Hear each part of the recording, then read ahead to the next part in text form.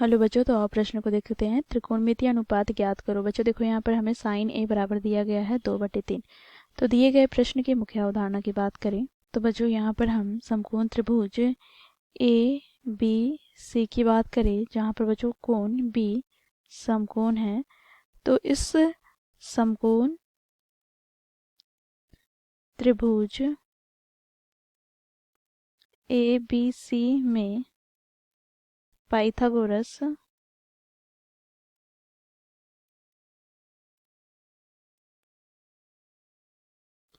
प्रमेय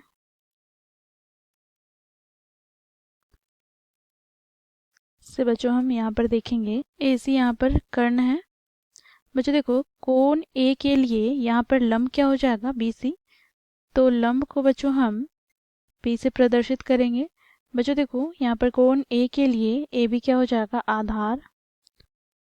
तो आधार को बच्चों हम बी से प्रदर्शित करते हैं।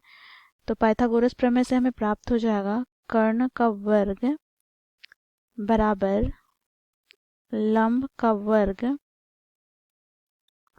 प्लस आधार का वर्ग। बच्चों इसे हम क्या लिख सकते हैं, तो कर्ण का वर्ग अर्थात h का स्क्वायर बराबर लंब अर्थात p का स्क्वायर प्लस आधार अर्थात b का स्क्वायर। साथ ही बच्चों यहाँ पर हम देखेंगे यदि साइन थीटा हो तो बच्चों ये बराबर होता है लंब बटे कर्ण। तो इस मुख्य अवधारणा की सहायता से हम दिए गए प्रश्न को हल करेंगे। बच्चों देखो, प्रश्न में हमें क्या दिया गया है, तो साइन ए बराबर 2/3। तो यहाँ पर हम लिखेंगे क्योंकि साइन ए बराबर क्या है, 2/3। बच्चों देखो साइन ए, तो बच्चों देखो साइन ए के लिए यहाँ पर लंब क्या हो जाएगा, तो बी सी। अर्थात बच्चों यहाँ पर हम लिखेंगे बी सी बटे बच्चों यहाँ पर कर्ण क्या है, तो ए सी। अर्थात यहाँ से हम लिख सकते हैं इसे बी सी अर्थात p बटे h। तो यहाँ से बच्चों हमें p बराबर प्राप्त हो गया 2 तथा h बराबर प्राप्त क्या हो जाएगा, तो 3। अब बच्चों देखो, यहाँ पर p और h प्राप्त है, तो यहाँ पर आधार अर्थात b ज्ञात कर लेंगे। तो यहाँ से बच्चों हमें प्राप्त क्या हो जाएगा, तो b का स्क्वायर बराबर प्राप्त हो जाएगा यहाँ पर h का स्क्वायर माइनस p का स्क्वायर। h का स्क्वायर क्या हो जाएगा, तो 3 का स्क्वायर माइनस b का स्क्वायर अर्थात 2 का स्क्वायर। तो यहाँ से हमें प्राप्त हो जाएगा 3 का स्क्वायर 9 माइनस 2 का स्क्वायर 4। तो यहाँ से हमें प्राप्त हो जाएगा 9 में 4 घटाएंगे तो 5। तो बच्चों देखो b का मान हमें प्राप्त हो जाएगा √5 इकाई। ठीक है। अब बच्चों देखो p h तथा b का मान हमें ज्ञात हो गया, तो यहाँ पर हम लिखेंगे इसलिए p बराबर 2 b बराबर √5 तथा h बराबर 3।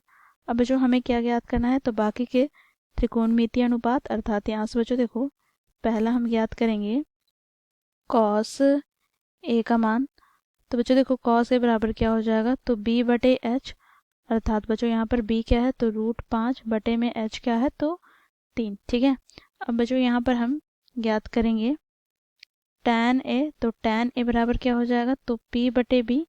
तो p का मान हम लोगों ने यहाँ पर देखा क्या है, तो 2। और बच्चों देखो b का मान क्या है, तो √5। तो 2 बटे √5।